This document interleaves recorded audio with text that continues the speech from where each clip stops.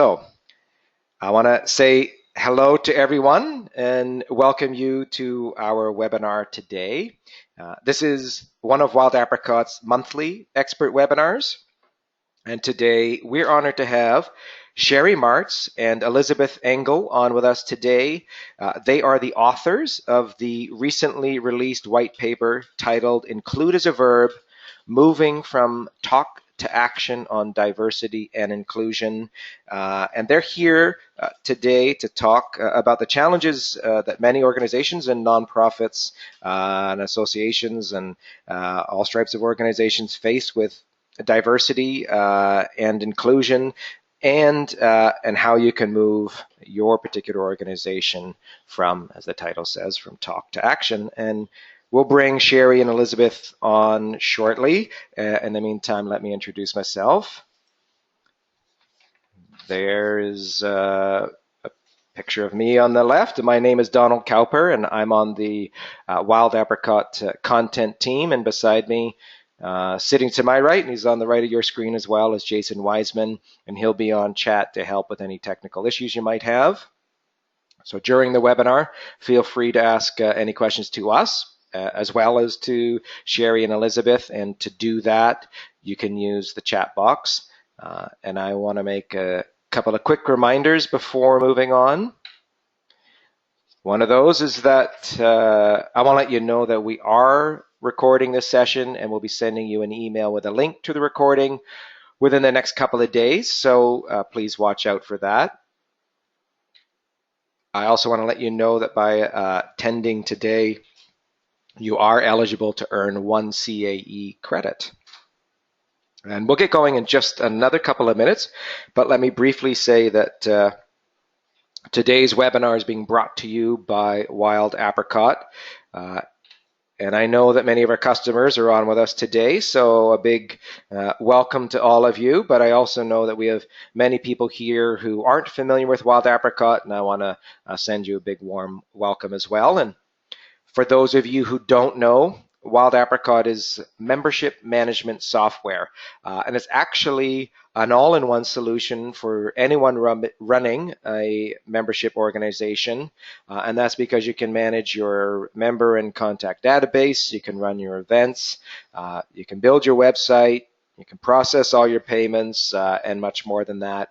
And many of our customers consider it a lifesaver because it saves them hours each day in administrative tasks, and that allows them to focus on fulfilling their organization's mission. And we're quite thrilled with what many of our clients have been able to accomplish. We've watched many of them grow since we started 10 years ago, and they've watched us grow as well. And thanks to our customers, we've been ranked as the #1 rated membership management software solution on the market from, as you see on your screen there, from 2013 through to 2017 straight. So that's wonderful. And while we pride ourselves on helping people with great software, we're also a leading provider of free educational content, which you can find on our blog and in webinars like today's. And if any of you do have any questions about Wild Apricot, we're happy to answer them at the end of the webinar. So you're all free to stick around with us after the hour, and if you're able to do that, we'll be here. So now let me introduce today's presenters. As I mentioned earlier, Elizabeth Engel on the left of your screen there, and Sherry Marts are the authors of an important white paper that was recently published called Include as a Verb, Moving from Talk to Action on Diversity and Inclusion. And you can see a screenshot of the white paper right there. And my colleague Jason, I think he just did it, pasted a link where you can download the white paper for free. In the meantime, let me just tell you a little bit more about Elizabeth and Sherry. Elizabeth is a certified association executive. She has a master's degree in government and foreign affairs and over 18 years experience in association management. She speaks and writes frequently on a variety of topics in association management and as the CEO and chief strategist at Spark Consulting. She helps organizations grow and grow in a variety of ways, including growing their membership, their public presence, and yes, their revenue as well. And Sherry, picture there on the right of your screen, earned her doctorate from Duke University and is now the CEO of Marts Consulting, where she provides expert consulting services to nonprofits and academic institutions on diversity and inclusion, as well as harassment and bullying and interpersonal communication. She also offers executive and career coaching with an emphasis on career and leadership development for women.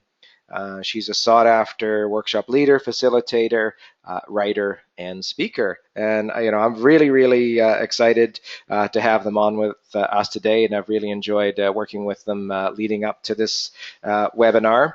And now I'm going to pass over the presentation to you, Elizabeth and Sherry. So a big warm welcome to you. Just let me mute myself quickly, and then you can grab the mouse. But thank you so much for joining us. Thanks, Donald. This is Elizabeth speaking, just so that the people who are listening on the webinar can distinguish the voices. And for today's webinar, we're going to start by defining a couple of terms just to make sure that we're all starting from a shared base of understanding. Sherry's going to do that for us. And I'm going to talk about a few barriers that organizations face when they're trying to get real about their diversity and inclusion efforts and get beyond just talking about them and getting into actually walking that talk. Sherry's going to talk a little bit about what makes things unique in membership organizations, and then we're going to get into actually walking their talk. We've got stories to share from 3 different organizations that are doing a good job in particular realms of the association and nonprofit world in actually actualizing diversity and inclusion in their organizations, and then close by sharing a bit of advice about what you can do in your own organization to bring about genuine diversity and inclusion. So Sherry, take it away. All right. So this is Sherry, and I'm going to be defining some of the terms that we're going to be using here. And the first one is diversity. Diversity actually refers to difference. It essentially encompasses all the ways that people are different from each other.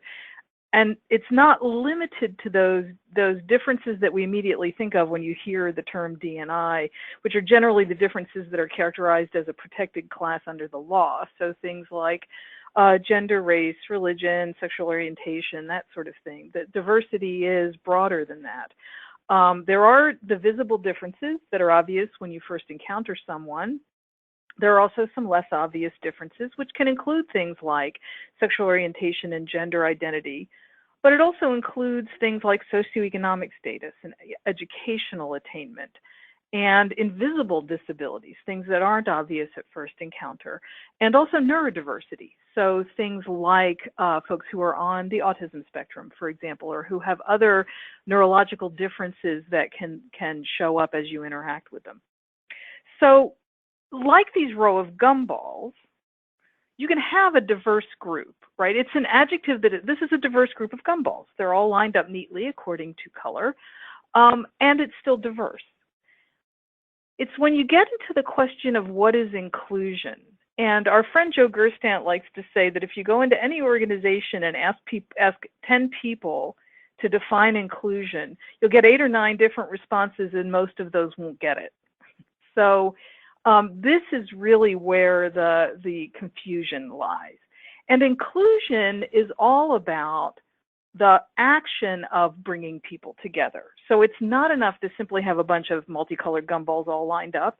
You have to find a way to combine them and get them actually working together. Inclusion occurs when all people have equal and real meaningful opportunities to participate and to contribute, regardless of differences, And this is the key, without having to hide their differences, without having to conform to the norms of whatever the dominant culture is in a particular situation. It's not assimilation. So it's not that expectation that everyone will adopt the behaviors and attitudes and beliefs and appearance, even style of dress of the dominant group. It's also not simply accommodation. It's not simply tolerance. It's about embracing difference. It means there's no need to pass as something you're not. There's no need to code switch in the way you express yourself. And differences are actually embraced and worked with and not around. So that's the difference between diversity and inclusion. And we're going to talk now. Actually, we're going to run a poll to find out a little bit more about how your organization defines these terms. So I'll turn it over to Don. Great, thank you. I'm going to launch this poll. So you're going to actually, the audience, you're going to see my control panel. So if you just bear with that while I launch this. Okay. All right, so you see some choices there. So the question, do you know how your organization defines diversity and inclusion? And if you could all just pick the one that is most appropriate, the most appropriate answer for you, that'd be great. And we'll just keep the poll open for a few seconds, and then we'll share the results with everybody. Okay, and just looks like some people are still clicking. I'm going to close the poll. If you can get your answer in just a moment, that'd be great. Okay, so I'm going to close the poll right now, and we'll share the results. Okay, so there are the results you can see. I'll mute myself, Sherry, while you can speak to that. And Elizabeth, feel free to chime in. This is fascinating. So we've got, a fair chunk of folks who don't think their organization has even defined the terms, and then about an equal number who think that maybe they've got a definition, or they definitely have a definition. So I'm kind of pleased to see that. I'm pleased to see the I don't know category being as small as it is. So that's fascinating. Elizabeth, did you want to add anything? Just that I think that it's interesting that although the distribution isn't wildly unequal, the majority, or the largest minority answer is that I don't think my organization has defined these terms yet. Yeah. Well, good thing you're on the webinar. I'm just going to close, hide that now. So.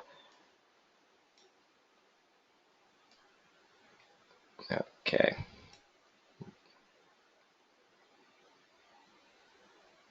Do you have, okay. We have another poll coming up, right?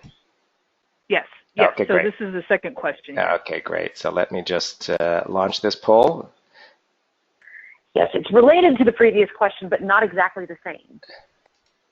Okay, so there's the poll. You should be able to see it and be able to select your answer now. So the question is, do you and your colleagues agree on the definition of diversity and inclusion? And you've got three choices there. If you could pick the one that most applies to you, that'd be wonderful. We'll keep the poll open for just a little bit. I see some answers coming in. Okay, I'm going to close the poll in 3, 2, 1. Okay, we'll share the results as well. And I'll just faster than answering a Jeopardy question. That's right. Okay, I'll mute myself and let you, Sherry and Elizabeth, comment. Oh, okay. Well, this is not surprising to me at all, because what we're talking about today and the kinds of conversations that come up in the context of talking about diversity and inclusion can get a little uncomfortable. And we're going to talk about a little bit about how to address that. So not surprised that there's not a whole lot of definitive knowledge of how you and your colleagues agree or disagree on the definitions. Elizabeth, did you want to say anything? Just that, given that there was a fair amount of, I'm not really sure if we have defined this as an organization, the fact that, again, we've got the majority of people saying we either don't talk about it or we're in that maybe situation on agreement of definition is not that surprising. Yeah. These topics are not easy to talk about often. So I think this isn't surprising. Okay, well, thank you. I'm going to hide the sharing the results, and then there you are, back to your slides now. Okay, so I think we've got it. All right. There we are. So we're going to talk now about some case studies on what makes diversity and inclusion such a challenge for associations. So I'm going to turn it over to Elizabeth. Right. So with regards to the question of, why do our D&I efforts fail, we've discovered at least three major reasons or three major barriers to authentic diversity and inclusion in organizations. And the first one is that we tend to not be very good at putting metrics on our diversity and inclusion efforts. So everyone's probably familiar with the concept of SMART goals. They need to be specific, measurable, which is what's important for our purposes here, attainable, relevant, and time-based. And one thing that we've discovered in our research with nonprofit organizations is that the overwhelming majority of us have really lovely statements of diversity and inclusion, and that's an important first step. But the problem is a nice statement is not something that's measurable. You have to be able to attach something you can actually measure to that statement to determine whether or not you're achieving those lovely goals that you've crafted that beautiful statement to articulate. And the problem with that is that when we start talking about goals that are measurable with regards to diversity and inclusion, we can start getting into the realm of talking about quotas. And that is a conversation that makes a lot of people very uncomfortable. As one of the other contributors to the white paper expresses a lot, Jess Pettit, she does a lot of work in the diversity and inclusion space. The idea of getting comfortable with being uncomfortable is in fact one of the keys to success in D&I, because these are not easy conversations to have. And you've got to be okay with going through that to get to the good place on the other side when you can talk openly about this and make progress. So you have to put metrics on your D&I goals. You can't judge progress against a nice, positive, wonderful, inspiring statement. What you can judge progress on is things like, within 5 years, 50% of our board of directors will be women. Or within 5 years, we'll have graduated 5 classes of at least 10 people each in our leadership development program for young professionals of color, kind of like ASAE has done with their diversity executive leadership program, which is another sidebar in the white paper, an interview with a mentor and scholar team talking about their experiences. You can measure something like, we're going to increase the number of sessions at our annual meeting that include at least one person from an underrepresented group. This year, it's going to be 40% of sessions, and by 3 years from now, it's going to be 80% of sessions. Again, all of those things are measurable. The other thing to remember, of course, you may notice I said underrepresented groups. As Sherry talked about earlier, when talking about defining diversity and inclusion, what constitutes an underrepresented group is context dependent. You'll see that a little bit more about that in one of our case studies that we'll be talking about in a few minutes. The second thing that causes a problem with our diversity and inclusion efforts is that our training sometimes tends to backfire. So, if you get people, if you have voluntary training, it's open, but you don't have to go. You tend to get people who are already on the bus. The people who are already paying attention to this and are invested in this. Sherry and I have both done sessions at conferences many times about diversity and inclusion where the majority of people in the room are the people who are at their organizations who are charged with managing diversity and inclusion for those organizations. Those are often women, people of color, or women of color, right? We're already preaching to the choir there. If the training is mandatory, it tends to bring out the misanthropic teenager in all of us. You know, you're not the boss of me. And what a number of studies have demonstrated about mandatory training is that while people are in it, they can learn the quote-unquote right answers, but then they pretty quickly tend to forget them once the training is over. And in fact, they can find their biases reinforced by the partial information they remember from the training. It's like the whole thing of trying to debunk untruths. A lot of times the very act of trying to debunk them just reinforces them in people's minds because they don't remember all the details. The same thing happens with training. Now, obviously that doesn't mean that you shouldn't do training. It's just that training all by itself is not going to fix the problem. The third of the at least three major barriers that we found is implicit bias. And the thing about implicit biases is that everyone has them. That implicit biases are part of the same adaptive brain mechanism that lets you navigate your daily commute on autopilot. And without those kinds of snap, automatic, almost unconscious judgments that our brains make on a daily basis, at least in some cases, we just wouldn't even be able to manage our daily lives. The amount of information we're trying to deal with and process would just be overwhelming and impossible to deal with. Additionally, we developed fear of the new early on in our evolutionary history to keep us from being eaten by this guy, right? And we all here now are the descendants of the people who weren't eaten. So that means that fear of the new training kicked in with them. So things that challenge our beliefs, even our unconscious beliefs, have a tendency to trigger our fight or flight responses. That's again part of our evolutionary makeup that kept us all from dying by being eaten by saber-toothed tigers. So these are brain adaptive mechanisms that we need in order to be able to manage day-to-day life. The issue there is you can't control that fight or flight reaction. You can't control that almost unconscious thought that you have immediately when confronted with something new.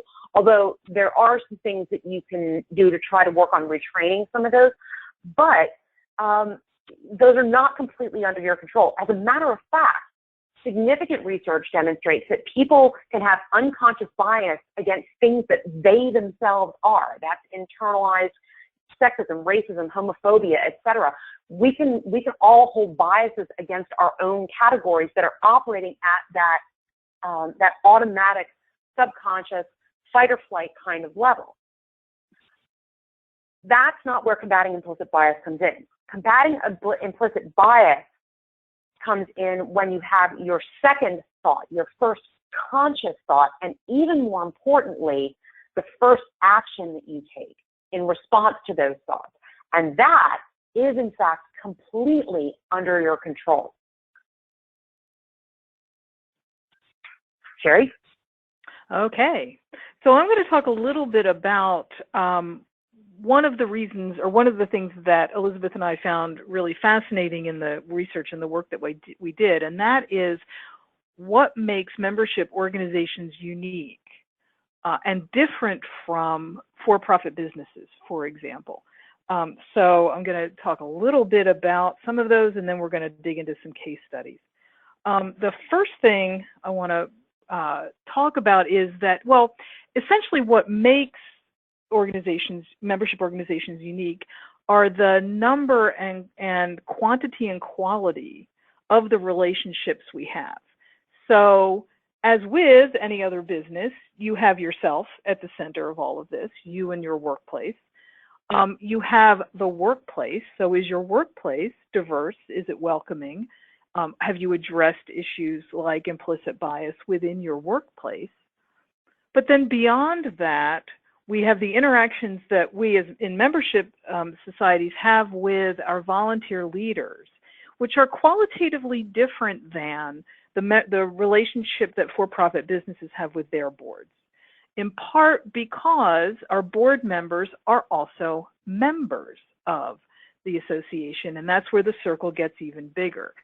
So we can work on all of these levels. We can work on our own implicit biases and how those show up. We can work on making our workplace more inclusive and welcoming. We can work with our volunteer leaders to ensure that, for example, the leadership pipeline is diverse and ensure that folks who are different from the dominant group are actually in the pipeline to become leaders, and that they're leaders in an inclusive environment for leadership. We can look at our membership and consider ways to, again, encourage inclusion and encourage full expression of people's identities as part of their membership in the organization. And then even getting bigger, there's a role for membership organizations in making changes in the overall larger profession and industry. So we have all of these interrelated and fairly complex relationships, and I think this is really going to be key. So you can start with yourself, you can work on your workplace, you can look at your leadership and your membership and say, what can I do? What can we do a little better? And again, getting back to what Elizabeth said earlier about having quantitative, measurable goals for this. And then finally, what are you going to do with your overarching profession? So we're going to talk about several different, or three different examples of how these issues have been addressed, starting with the Association for Women in Science looking at volunteer leadership, and then moving on to looking at membership diversity with the Entomological Society of America and industry with the Geological Society of America. Over to you. So the Association for Women in Science realized that they needed to do some work on diversifying their board of directors. Now, plenty of boards of directors, or plenty of organizations have boards of directors that look like this, right? It's a bunch of white guys. And then organizations that are, forward thinking become aware of the research on the business value of diversity and inclusion around increased innovation, around better decision making, around faster and more creative problem solving, around creating better outcomes for the organization, which then creates an improved bottom line. And they look at their all white guy board of directors and say, we need to diversify. And then this happens. I don't know if anybody else here is a South Park fan, but this is Token, who is the token black character on the show. So what happens initially with a lot of boards of directors is they add that token character, right? They add one or two, quote, diverse boards of directors, and they immediately fall into this challenge of tokenism. So there are a couple of problems that come with that, oh, well, we've added now one person of color or one woman or one person with a visible disability or whatever. One of those is the idea that there can be only one. And so now you have this person who, whether they're a person of color, whether they're a woman, person with a disability, whatever, that person becomes the voice, capital T, of that group, capital, T, capital G, right? They are not viewed as an individual. They're not viewed as having their own perspective to give. They are the Asian person or the black person or the woman or the person with a disability. And that is not fair to the person. That's not fair to the group or groups that they are a part of. And it leads them to becoming marginalized. The other thing that tends to happen when you're in that situation of there can be only one is that there can be enormous pressure to do some of the things that Sherry talked about earlier, like assimilating, like covering parts of who you are, like all of a sudden trying to look like and sound like and talk like and dress like the other 12 people sitting around the 13-person board table who are all middle-aged white guys in suits, right? You get in this situation of, well, we diversified our board and now we're not seeing any of those advantages that we were supposed to see that we heard about in all that wonderful research. Well, it's because you haven't actually really diversified your board, and you're certainly not an inclusive board. When Janet Vandals-Koster, the current executive director of the Association for Women in Science, first joined the organization 10 years ago, she walked into a board of directors that was 100% white, 100% academicians, so all people in university-based science, and Association for Women in Science, 100% women, right? Remember that diversity is context-specific, context-dependent. And she realized that this 100% white, 100% academicians, 100% women board was not at all reflective of either the sciences or the membership of the organization. So AWIS decided to make some changes. They made some changes to their bylaws, the most influential of which was moving from contested elections to a slate of candidates chosen by a nominating committee. Now, why would that matter? Contested elections can turn into popularity contests pretty easily, which make it hard for new voices to get traction. You end up electing a lot of people who look exactly like the people who are already on the board. When you work with a nominating committee on pulling together a slate, they can provide an intentionally diverse slate of candidates, which allows people to be sponsored for positions of leadership. And in fact, that is a key element in diversity and inclusion, is moving from mentoring relationships into sponsorship relationships. Mentoring is great. It is certainly something that helps people develop their skills. It helps them build connections. Those are all very positive kinds of things. Sponsorship takes it a step further. Sponsorship is when somebody who is in a more senior, influential position is not just helping somebody on their career. They are actually promoting that person into positions of leadership and positioning them as someone who, you're looking for somebody who should be on your board, you should consider this person. You're looking for somebody to fill a senior staff role, you should consider this person. It's taking mentoring to a next level. So as a result of these changes to the bylaws, these changes to the way they nominated candidates for the board of directors, and moving into more of this sponsorship type situation where diverse candidates were intentionally being sponsored into leadership positions, AWIS now, 10 years later, has a board of directors that's far more representative of the membership. It's now 21% men and 36% people of color, and there are a number of non-academician members as well. The nominating committee was able to recruit people to serve on the board who had particular skills for the particular positions on the board in which those skills would be valuable. So they were able to recruit a person with a finance background to be the treasurer of the board.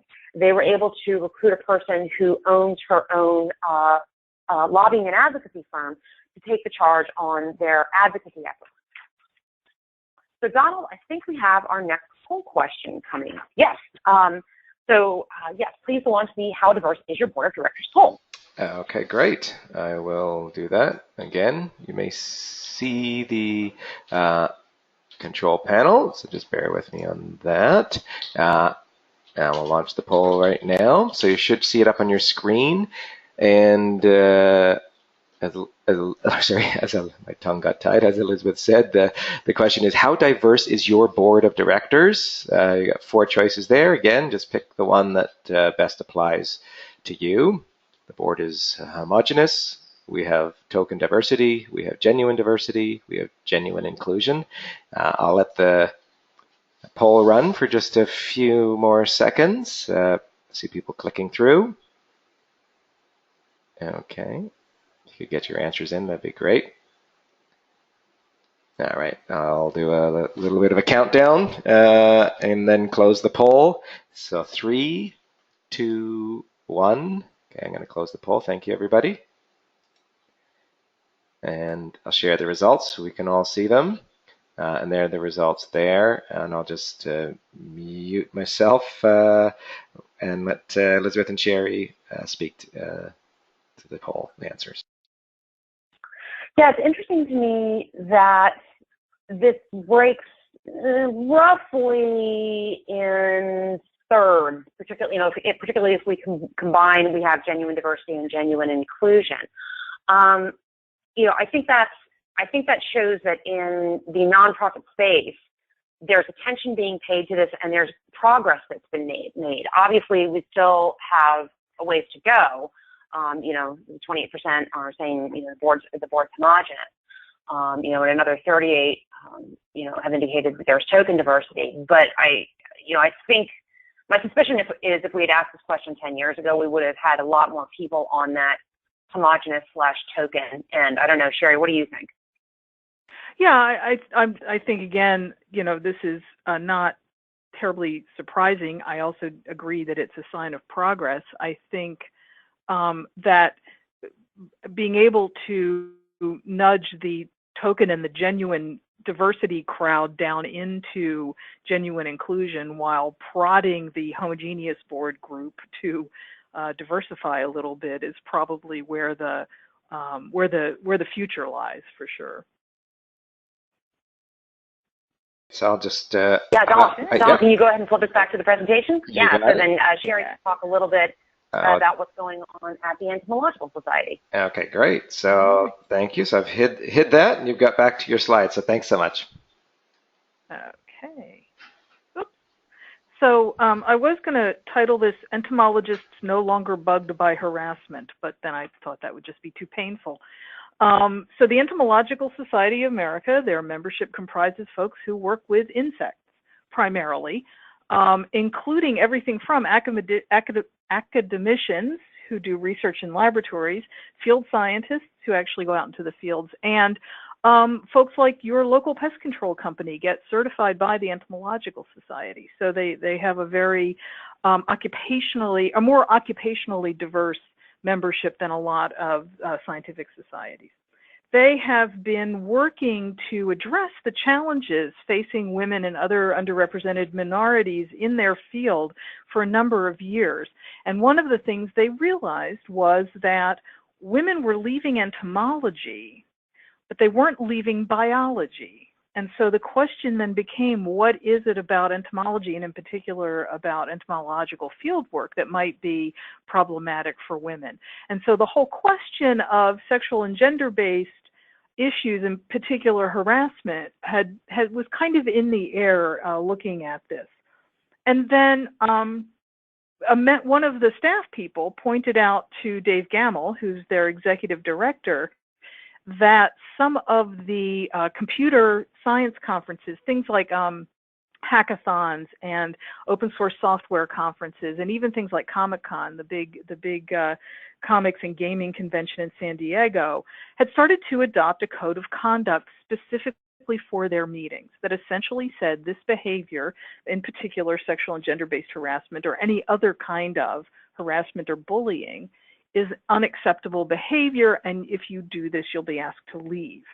And this person said, why don't we have this? And Dave said, I don't know, I think we should have it. And so they adapted some of the models that are out there and took it to their board of directors, and the board of directors absolutely 100% agreed, we absolutely should have this. So they did it in a very proactive way. They didn't really fuss or worry about, well, have we ever had harassment at our meeting, and how do we know this goes on at our meeting? They just said whether or not it's going on, it shouldn't, and so we'll just have this code of conduct in place to prevent it. So that happened in 2013, went into effect at their 2014 annual meeting. And their goal in doing this, there we go.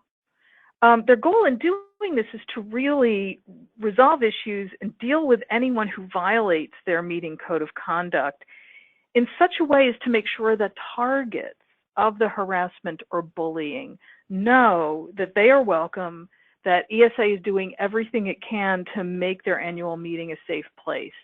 And I will add that beyond their code of conduct, they also do things like when they hold their conferences in these convention centers, they will adapt at least one of the restrooms to a gender-neutral restroom. So they're consciously inclusive in that way in other areas, in addition to the harassment issue. Now, adopting a code of conduct is all well and good. It's somewhat like adopting a diversity and inclusion policy, in that if you don't then do something with it, nothing's going to change. And the first thing is to ensure that everyone coming to the meeting knows that there's a code of conduct. For ESA, they did all the right things. They require that meeting registrants agree to abide by the code when they register. So no one at the meeting can say, oh, I didn't know that there was a code. They print the full text of the code in a prominent place in the meeting book. They post an abbreviated version of it throughout the venue. So it's in the poster sessions, it's out in front of the exhibit hall, and it's in a couple of other places around the meeting venue. And then what's really crucial is that they announce the code of conduct at the opening plenary session and at plenary sessions throughout the meeting. So it's pretty hard to avoid knowing that there's a code of conduct for this meeting and what's in that conduct. Now, they've also, over time, developed ways of addressing what happens when someone reports it. And at first, this was a little bit of a scramble because they were surprised by the number of incidents that were reported at that very first meeting in 2014. The first thing they do is ensure that the target feels safe. And this includes everything from just essentially having a quiet place where she can talk about what happened. And I'm using the pronoun she advisedly because in my research, what I've found is that the vast majority of incidents are men harassing women. There are a few incidents of men harassing other men, rare incidents of women harassing men at meetings and conferences. So when a target comes and says, you know, this has happened to me, to have a quiet place for her to talk about what's happened, to ask her what she would like. And the ask bit is important because it hands a little bit of control back to her in a situation where she may be feeling like she's lost control. And they've done things like helping the target find a room at a different hotel, or ensuring that she has an escort to walk her back and forth between the convention center and her hotel, and alerting security to the fact that this has happened, and would they keep an eye on the harasser. They investigate incidents as quickly as they can, preferably at the meeting.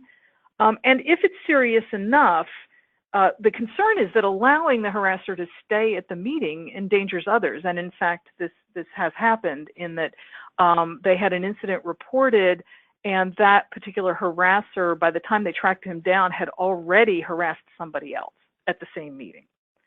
And then they decide on what they want to do. So they have a number of options.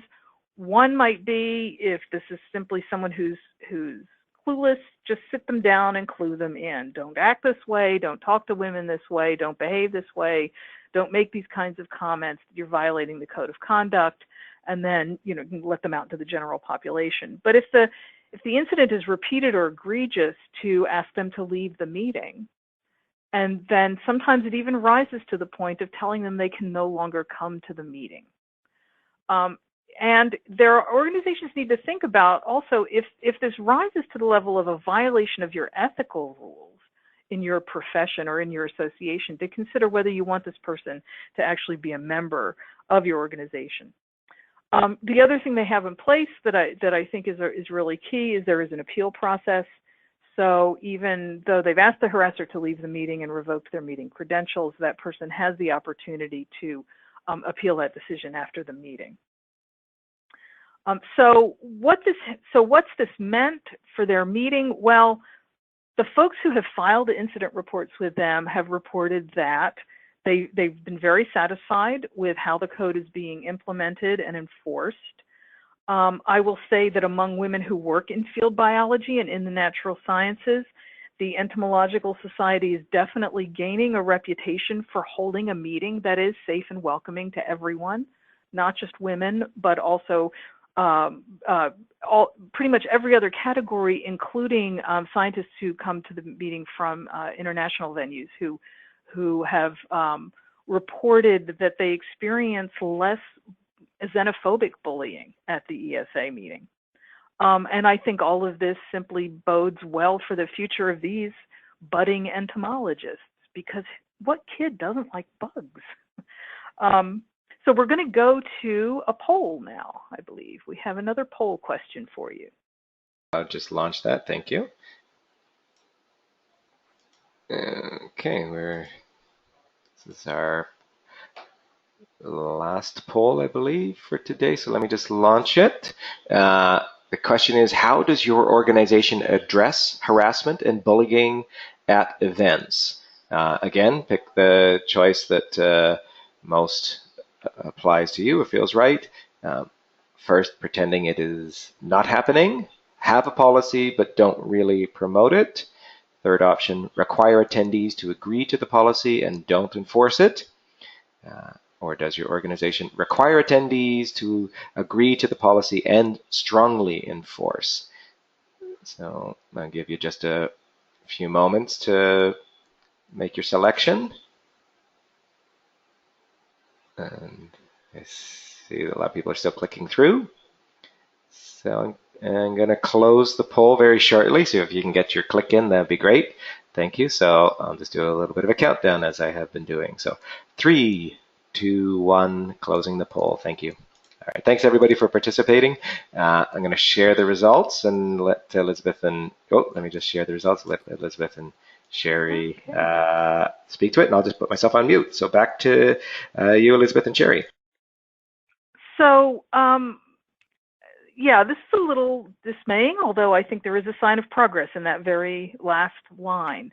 So those of you who have a policy, require that folks agree to it and then enforce it, yay you, and keep up the good work. If you don't have a policy, you need to start thinking about adopting one. I can, if you want to get in touch with me after the webinar, I can provide you with a model policy and model procedures for this, absolutely free of charge. It's because pretending that it's not happening is not helping your diversity and inclusion efforts with your members, I guarantee it. It is happening.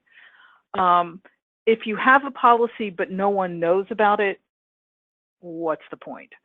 So really starting to think about how can we begin to educate ourselves as staff and educate our members about what this means that we have this policy.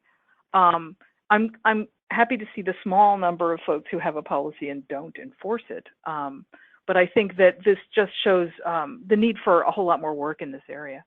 Elizabeth, did you want to add anything? Just that I was glad that you mentioned the idea of sample policies, because while you've been talking, I've been following some of the questions that are coming in the control panel, and that was definitely one of the requests. Right. So my my website is smartsconsulting.com. There's no asterisk in there. And you can pretty much on every page relating to harassment, there's a link to free model policies and procedures.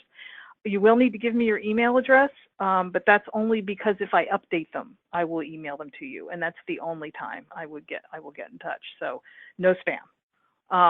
And yeah, and definitely feel free to get in touch with me after the webinar. I'd be happy to talk with you about what your next steps might be. And so, Sherry, I'm just gonna say, and we'll share again the contact information at the as we close. So no worries. There'll be an opportunity for everybody to get in touch with Sherry and Elizabeth. Yeah. And so, Sherry, if you want to, there's a couple of questions I think you might be able to answer as I kind of jump in to the third story, which is, oh, there we go. Okay. Okay, there we go. The Geological Society of America. There we go. Okay. Sorry, we had a little bit of a delay there. Okay, so our third story is Geological Society of America, and it's about diversifying the profession. And so those who are observant will note that all three of our case studies have been scientific societies, and there's a reason for that. Scientific societies, as we found in our research, have been out in front on this topic for a while, for 40 plus years, because they realized 40 plus years ago that we as a society need way more scientists, and no matter how fond we are all of Bill Nye, They can't all be, charming bow-tied white guys. And so the scientific societies have been looking at diversifying not just workplaces, not just boards, not just members, but also their professions. And the problem with this, the challenge with this, is diversifying your profession is a huge task. And a given association or organization is only going to have part of that whole profession or industry engaged as a member, customer, supplier, volunteer, et cetera, right? You're not going to be able to touch the entire industry. And so the way you address this is you don't try to go it alone. You have to work with partners, which is exactly what the Geological Society did. They started with a strong position statement on diversity that held their own staff, volunteer leaders, and members to account.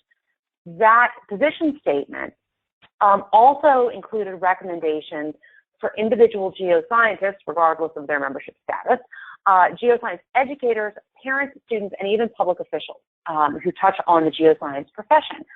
And then they took that into real action themselves. In 2015, Talia Baer, their diversity and careers officer, obtained funding to support students' attendance at the annual readings of both the Society and SACNAS, the Organization for the Advancement of Chicanos and Native Americans in Science, which they were being held back-to-back in the D.C. area. Talia managed to get funding from the NSF to hold workshops on opening a dialogue around diversity in the geosciences. And around leveraging strengths and partnerships, and then identifying best practices for interorganizational collaboration. Again, all with the goal of stimulating diversity and broadening participation among the historically most underrepresented groups in the geological sciences. So again, they found partners and got out there and started working as a group to address this much larger issue. So Sherry's now going to talk a little bit about how you can align your own walk with your talk. So I'm going to go back to the vocabulary lesson. And this is just to remind you that I was talking about those multiple layers in which associations and membership organizations function. I'm going to focus on that one in the middle, on yourself, a little bit on the workplace, simply because we don't have a whole lot of time left. So the first thing, as you're starting to look at your own implicit biases and how your own behaviors and attitudes and beliefs might be having an impact on inclusion in your workplace and in other aspects of your life, it helps to have some vocabulary to talk about it. So I'm going to be talking a little bit about privilege and other controversial terms. So privilege is actually a pretty simple concept. It's unearned and unasked for advantages that are given by our society to some people, but not all people. So privilege is not about finger pointing or blame. Privilege is simply what exists. Some people have an easier time of it than others. And in the interest of time, I'm going to leave it there. That's what we're talking about with privilege. The other word that some folks are not happy with is oppression. Now, oppression gets, like privilege, gets misused a whole lot, but oppression is actually a systemic and pervasive inequality that, again, is present throughout society that benefits people who have more privilege over those who have fewer privileges. So oppression, again, is systemic. This is what we're talking about when we talk about sexism, when we talk about racism, when we talk about homophobia. The ability movement talks about this. Even the fat liberation movement talks about it in terms of people's size and being discriminated against on the basis of size. So again, it's not finger pointing, it's not blame, this is what is. There is this systemic oppression that goes on. How do we address it? Elizabeth talked a little bit earlier about implicit bias, so I'm not going to go into that in any detail. But bias is basically just a prejudice in favor of or against a thing, a person, a group, one compared to another. So it's the result of our brain's pattern recognition and comparison circuits, essentially. We shy, as Elizabeth mentioned, we shy away from the unfamiliar because of saber-toothed tigers. So we all do this, and you can't help it. Again, this isn't about blame. And then the other thing I want to mention is microaggression and micro-inequities, because again, these are things that get talked about, and these are sometimes the biggest stumbling blocks to inclusion. So microaggressions are those brief and common everyday slights and insults and indignities and denigrating messages that folks who are not straight white men are subjected to pretty much on a daily basis. Now, most microaggressions are not intended to be insulting or upsetting, but they are an outward manifestation of implicit bias. So again, microaggressions are often when that first thought becomes the first action that you do, the thing you do or say. And they do contribute to oppression. When I do work on how to address harassment when it happens to you in the moment, when I do that work, oftentimes men will say, well, why don't women just object to this all the time? You know, if this is happening and it makes you so unhappy, why don't you say something? Because we'd be exhausted if we did it. If we objected to every single insult, microaggression, or comment that we got. So microaggressions are a key piece of this. And I also want to talk about being an ally, because I think this is where you can really, really start to make a difference for yourself, for the people around you, for the organization you work for, which is learning about how to be an ally to folks who have less privilege than you, understanding, as Elizabeth mentioned earlier, that privilege is often contextual. To learn about what constitutes privilege and oppression and the experiences of people who aren't like you, becoming more familiar with what has been unfamiliar is going to go a long way to neutralizing implicit bias, getting better at recognizing microaggressions and other subtle forms of oppression and discrimination, and then knowing what to do, stepping up as an ally to stand with people who are experiencing those oppressions, not for them. So you're not doing work for them, you are simply standing beside them and being part of that resistance to oppression. It's the challenge is for yourself and for others to recognize your privilege, and then make the choice to use it for good and not evil. That is the responsibility that comes with privilege. So that's what I want you to encourage you to start with, getting some ally training, doing some reading about allyship, and understanding how you can make a difference starting in the next hour as far as inclusion in your workplace. Okay, I think we're ready for Q&A. Thank you. And so thank you. I was just saying, a couple of minutes we have left. Yeah. I know. So okay. And I have been trying to respond to some of the questions that people have been putting up in the chat as well. So.